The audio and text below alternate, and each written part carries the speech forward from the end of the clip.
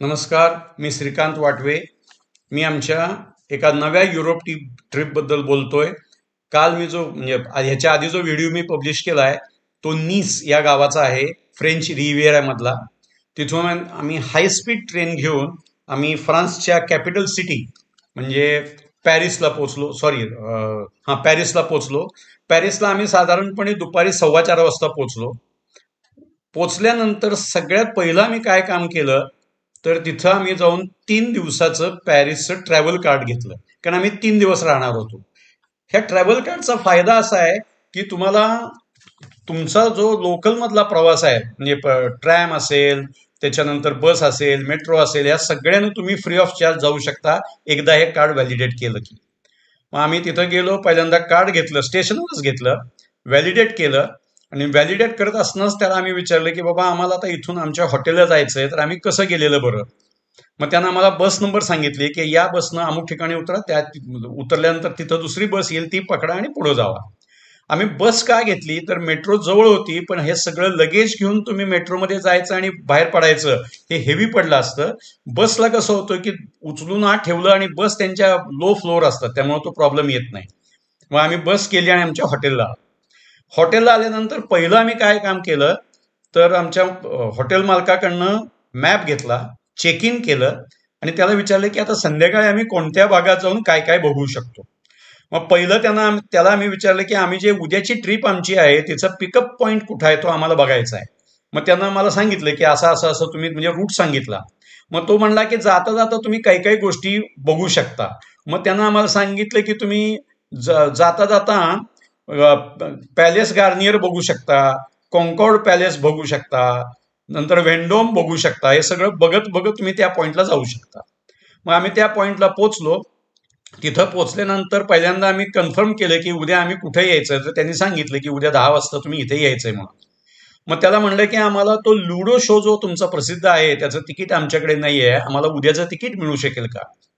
तर तो म्हणला लुडो शोचं तिकीट 100% तुम्हाला मी देऊ शकतो, फक्त जरा तुम्हाला थांबावं लागेल. तर त्याचं कारण असं होतं की किती अवेलेबल आहे तो बघून आम्हाला सांगतो म्हणला होता. मग त्याप्रमाणे आम्हाला त्यानं 75 युरो पर सीटचं तिकीट आहे ते आम्ही तिथं तिकीट घेतलं. आणि तिथून मग आम्ही पुन्हा मेट्रो बस असं पकडत पकडत आयफेल टॉवर नदीच्या एका बाजूला आहे, मधून नदी आहे सीन नदी, आणि सीन नदीच्या पलीकडे काही मॉन्युमेंट्स आहे. मग आम्ही काय केलं तर मॉन्युमेंट्स मध्ये गेलो आणि तिकडून आयफेल टॉवरचे आम्ही उत्तम फोटो काढले. आता प्रेझेंटेशन मध्ये जे सुरुवातीला तुम्हाला फोटो दिसत आहेत हे सगळे लॉंग डिस्टन्स फोटो आहेत, ते नदीच्या पलीकडून आहेत. नंतर तिथे एक गार्डन आहे, मग ती गार्डन आम्ही क्रॉस केली. गार्डन क्रॉस करून पलीकडे गेलो. ऑलरेडी संध्याकाळचे 6:30-7 वाजलेले होते. आयफेल टॉवर पर्यंत गेलो. आम्हाला आज जायची परवानगी नव्हती कारण त्याचा पास लागतो आणि ते दुसऱ्या दिवशीच्या आमच्या टूरमध्ये इन्क्लुडेड होतं. मग आम्ही तिथून चालत परत मधल्या गार्डन एरियामध्ये आलो. म्हणजे लूव्र म्युझियमच्या समोरच्या बाजूला एक प्रचंड मोठी गार्डन आहे, त्याच्यात स्टॅच्यूज आहेत, फाउंटेन्स आहेत. हे सगळे मी फोटो बरेच टाकले. तर आम्ही ते सगळं बघितलं आणि मग थोडंसं जेवण बिवण करून आम्ही हॉटेलला गेलो. हॉटेलला पोहोचेपर्यंत 9:30-10 वाजले होते. मग दुसऱ्या दिवशी सकाळी काय केलं, आम्ही ज्या रूटनं म्हणजे आदल्या दिवशी गेलो होतो त्याच्या वेगळ्या रूटनं त्याच पॉइंटला आणखीन काही काही गोष्टी अशा बघत गेलो. म्हणजे आम्हाला काही गार्डन्स बघायला मिळाल्या, पॅलेसच्या काही वेगळ्या साईट्स बघायला मिळाल्या, काही घोडागाडी बघायला मिळाली. असं सगळं बघत बघत आम्ही त्या पॉइंटला गेलो. मग त्या पॉइंटला गेल्यानंतर त्यांनी काय केलं की आम्हाला गाडीमध्ये बसवलं आणि ती गाडी आम्हाला पॅरिस दर्शन असं म्हणूया आपण, ती फिरवत फिरवत त्यांना आर्क दाखवला, त्याच्यानंतर पॅन्थिऑन दाखवला, त्याच्यानंतर बऱ्याच गोष्टी त्यानं एक एक एक एक सगळं दाखवत दाखवत दाखवत आम्हाला तो जवळजवळ 1 वाजता आयफेल टॉवरच्या जवळ घेऊन आला. आयफेल टॉवरच्या तो उतरल्यानंतर त्यानं आम्हाला आमच्या हातात पास दिला आणि तो म्हणला तुमचा 1 तासाचा पास आहे, तुम्ही जाऊन आता आयफेल टॉवर वरनं जाऊन बघून येऊ शकता. मग आम्ही आयफेल टॉवरमध्ये गेलो. मग तिथं सेक्युरिटी, मग त्यांनी आम्हाला गाडीत सामान ठेवायला सांगितलं, त्यामुळे आम्ही गाडीत बऱ्यापैकी सामान ठेवलं होतं. हलके गेलो आम्ही. गेल्यानंतर मग तिथं आम्हाला सेकंड फ्लोअर पर्यंत आम्हाला आमची लिफ्ट घेऊन जाणार होती. वारं भयानक होतं. जरी थोडंसं ऊन असलं तरी वारं आणि केव्हाही पाऊस येईल असं सांगितल्यामुळे आम्ही तयारीने गेलो होतो. मग आम्ही वरती गेलो. सेकंड फ्लोअरला फिरत होतो आम्ही. सेकंड फ्लोअरला फिरत असताना आम्हाला सगळ्या बाजूनं बघता आलं. बरेच फोटो पण मी टाकले, जे वरून पॅरिस कसं दिसतंय याचे फोटो टाकलेत. तर ते फोटोजही आम्ही घेतले. त्याच्या वरच्या लेवलला जायचा विचार होता, पण रश आणि वेळ हे आमचं मॅच होत नव्हतं. मग आम्ही तिथून खाली आलो, आमच्या गाडीत बसलो. मग त्यांना आम्हाला आणखीन एक पास दिला. तो जो पास होता तो रिव्हर क्रूजचा होता. सीन रिव्हर मधनं एक क्रूज 1 तासाची होती. मग त्यांना आम्हाला ते कुठं जायचं ते सांगितलं. आम्ही तिथे गेलो, आमच्यावर ग्रुपही होता. आम्ही क्रूजमध्ये बसलो. मग ती क्रूज आम्हाला नदीतनं घेऊन गेली 1 तास. तरी जात असताना नदीच्या दोन्ही बाजूला असणाऱ्या गोष्टी तो माणूस सांगत होता की अमुक म्युझियम इथं आहे, ऑर्से म्युझियम इथं आहे, नॉट्रडॅम इकडं आहे, अमुक अमुक हा ब्रिज आहे, तो हा इतका जुना ब्रिज आहे. म्हणजे जवळजवळ 5 ते 6 ब्रिजेस आम्हाला बघता आले. आणि मग त्यानं शेवटच्या पॉइंटला नेऊन फिरवून परत आणून सोडलं. तोपर्यंत संध्याकाळचे जवळजवळ 4:30 ते 5 वाजले होते, कारण 4 तासाची टूर होती, सकाळी सुरू झाली होती. मग त्यानं जिथं सोडलं होतं तिथंच लूर म्युझियम होतं. मग आम्ही काय केलं, लूर म्युझियमचे बाहेरचे फोटो, नंतर लूर म्युझियमच्या समोर एक अतिशय सुंदर गार्डन आहे, ती गार्डन, त्या गार्डनमध्ये पुतळे, असं सगळं बघत बघत बघत बघत आम्ही तो जो मोठा त्यांचा रस्ता आहे तो रस्ता आम्ही पकडला. त्या रस्त्यानं आम्ही चालत चालत आर्क दी ट्रम्पला गेलो. तो जो आर्क दी ट्रम्प आहे त्याला म्हणजे जायला जी स्ट्रीट आहे दी चॅम्प्स किंवा इलिसी स्ट्रीट म्हणतात. ही इलिसी स्ट्रीट जगातली अतिशय प्रसिद्ध वॉकिंग स्ट्रीट आहे.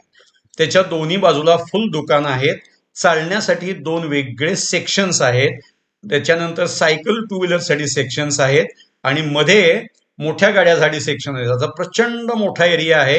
त्यांचं पार्लिमेंट हाऊस वगैरे सुद्धा तिथे दिसतं. तर आम्ही एका बाजूने बघत बघत गेलो. त्याच्यानंतर तो मोठा टॉवर बघितला. टॉवर बघून झाल्यानंतर रोड क्रॉस केला आम्ही. तो रस्त्याच्या खालनं यावं लागतं, म्हणजे बोगद्यासारखं. आतल्या बाजूला आलो, तिथले काही फोटोज काढले, आणि मग आम्हाला त्यांनी सांगितलं की तिथं लुडो शो जो तुम्ही तिकीट काढलंय ते 8 का 8:15 वाजता आहे, ती तिथं जवळ आहे म्हणून. मग आम्ही तिथले फोटो काढून काय काय जे स्ट्रीट शोचं बघायचं होतं ते बघून घेतलं, आणि ते झाल्यानंतर आम्ही लुडो शोला गेलो. हा जो लुडो शो आहे हा खरोखर बघण्यासारखा शो आहे. म्हणजे तुम्ही तिथे गेल्यानंतर खरोखर तुमचे पैसे 75 युरो वसूल होतात. काय झालंय, तो लुडो शो हा अतिशय सुंदर आहे. त्याच्यामध्ये डान्स आहे, त्यांचं कल्चर त्याच्यामध्ये आहे. त्याच्यानंतर ॲथलेटिक्स इन द सेन्स आपल्याकडं ज्याला डोंबारी खेळ म्हणतो त्या टाईपच्या बऱ्याच ऍक्टिव्हिटीज आहेत. त्यांची स्टेजेस बदलत जातात, म्हणजे एक स्टेज असतं ते खाली जातं, साईडनं दुसरं स्टेज येतं, लोक परफॉर्म करत असताना स्टेज बदलतं. त्याच्यानंतर तिथं पाण्याचे फवारे, म्हणजे आपण काय म्हणूया, आपण कारंजी, ही तिथं लाईव्ह आणतात, आणि त्या कारंज्याला धरून पण त्यांचा डान्स असतो. अतिशय सुंदर कोरिओग्राफी असते, स्टेज अरेंजमेंट सुंदर असतं. तुम्ही बसलेलं असतं तिथं तुम्हाला ते फर्स्ट क्लास पैकी त्यांची फ्रेंच वाईन किंवा त्या क्वालिटीचं काहीतरी तुम्हाला खायला किंवा प्यायला असं देतात. हा एकूण 3 ते 3.5 तासाचा शो आहे. हा आम्ही बघितला, आणि साधारण आम्ही 8ला आत गेलो होतो, 10-10:30 बाहेर पडायला वाजले. मग आम्ही बाहेर पडल्यानंतर गर्दी तुफानच होती बाहेर. पण मग आम्ही जवळचं मेट्रो स्टेशन बघितलं होतं, तिथं मेट्रोमध्ये बसलो, आणि मेट्रो पकडून आम्ही बॅक टू पॅव्हिलियन म्हणजे आमच्या हॉटेलला आलो. हॉटेलला येताना वाटेतच आम्ही कुठेतरी जेवणाची व्यवस्था म्हणजे पॅक्ड डिनरच घेतलं आणि येऊन रेस्ट घेतली. त्याच्या नेक्स्ट डे आमची दुपारची टूर होती. ती कुठं होती तर व्हर्सिली पॅलेस. ती व्हर्सिली पॅलेस किती लांब आहे तर तिथून जवळजवळ 1.5 तास लागतो जायला. म्हणजे ते वेगळं गावच आहे म्हणायला हरकत नाही. ते एक राजेशाही राजवाडा जुना आहे, त्याचा आता म्युझियम आणि गार्डन्स असं करून त्यांनी ते डेव्हलप केलेलं आहे. पण 1 वाजता असल्यामुळे सकाळ आमच्याकडे मोकळी होती. मग सकाळ मोकळी असल्यामुळे आम्ही काय केलं तर आमच्याकडे पास होता, त्यामुळे आम्हाला अडचण नव्हती. आम्ही पॅन्थिऑनच्या भागात गेलो. मग पॅन्थिऑनमध्ये गेलो, तिथं काय काय आतले बाहेरचे फोटो काढले भरपूर. तिथून लक्झमबर्ग पॅलेसला गेलो. हे जे लक्झमबर्ग पॅलेस आहे ह्याची एक मजा अशी आहे की या लक्झमबर्ग पॅलेसमध्ये जवळजवळ 128 स्टॅच्यूज आहेत बाहेर. त्याच्यानंतर त्याच्यामध्ये आत बागा आहेत, म्हणजे ऍपल गार्डन आहे, म्हणजे त्यांची जी लोकल फ्रुट्स आहेत त्याची गार्डन आहे, त्याची विक्री सुद्धा करतात. प्रचंड मोठी एरिया आहे. फक्त आम्ही घड्याळाकडे बघून फिरत होतो, कारण आम्हाला काही झालं तर ती व्हर्सले पॅलेसच्या बसला 1 वाजता लूर म्युझियमच्या जवळचा जो पॉइंट होता तिथे यायचं होतं. मग हे सगळं आमचं बघून झाल्यानंतर आम्ही बस पकडली, आणि बरोबर 1च्या दरम्यान आम्ही पिकअप पॉइंटला आलो. आता पिकअप पॉइंटला आल्यानंतर तिथून आम्ही काय केलं तर त्यांनी आम्हाला बसमध्ये घेतलं आणि बस निघाली. आता हे जे व्हर्सलीज पॅलेस आहे त्याच्या गार्डनचे मी फोटो टाकलेत. अतिशय मोठ्या गार्डन्स आहेत, कारंजी आहेत, आणि त्याने आम्हाला भरपूर वेळ दिला होता. तो म्हणला तुम्हाला 3 तास दिलेले आहेत. मग आम्ही म्युझियम बघितलं, घड्याळाकडे बघत बघत गार्डन बघितली. गार्डनमध्ये त्यांचे वेगवेगळे स्पॉट्स आहेत. लांबचे डोंगर काही काही दिसतात. त्याच्यानंतर आतमध्ये ड्रेपरीज आहेत. त्याच्यानंतर डायनिंग टेबल आहे. अशा बऱ्याच गोष्टी आत त्यांनी डिस्प्लेला ठेवलेल्या आहेत. गर्दी भयानक होती, पण आम्ही आरामात बघू शकलो. आम्ही ते सगळं बघून बाहेर आल्यानंतर मग आम्ही गाडीत बसलो आणि ती गाडी आम्हाला परत घेऊन लूर म्युझियमच्या जवळ आली. मग आता लूर म्युझियमच्या जवळ आल्यानंतर आम्ही काय ठरवलं की ज्या अगदी महत्वाच्या गोष्टी आहेत, तास 2 तासात बघता येतील, एवढ्याच आपण बघूयात.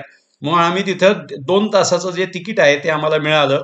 त्या तिकिटामध्ये आम्हाला काही महत्वाच्या गोष्टी बघता आल्या त्यातल्या. म्हणजे तिथले जे काही व्हेन्यू डी मिलो म्हणून एक आहे, नंतर डाईंग स्लेव्ह आहे, आणि सगळ्यात महत्वाचं मोनालिसा, असे काही काही आर्ट वर्क बघता आले.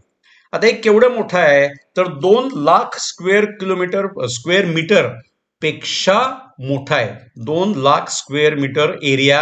म्हणजे ते जुनं पॅलेस होतं, त्याचं कन्व्हर्शन त्यांनी म्युझियम मध्ये केलंय, आणि हे म्युझियम ह्या एवढ्या एरियामध्ये आहे. मग त्याच्यामध्ये 60,000 पेक्षा जास्ती एक्झिबिशन्स आहेत. तुम्ही अख्खं म्युझियम बघायचं म्हणलं तर तुम्हाला किमान 4 दिवस पाहिजेत, आणि पाय तुमचे तेवढे फिट पाहिजेत. म्हणजे आम्ही 2 तासात जेवढं बघता येईल तेवढं आम्ही, आज महत्वाचं होतं ते बघून घेतलं आणि बाहेर पडलो.